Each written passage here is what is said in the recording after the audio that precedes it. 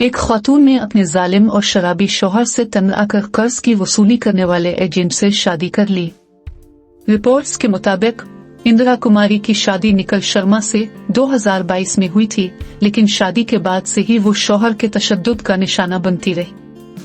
News 18 के मुताबिक इंदिरा कुमारी की मुलाकात पवन कुमार यादव से हुई, जो एक फिनांस कंपनी में कर्ज की वसूली का काम करता था।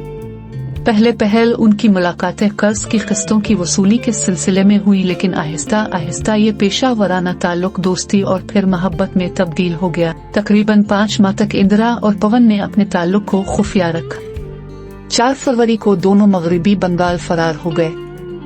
यहाँ इंदिरा की खाला रहती हैं।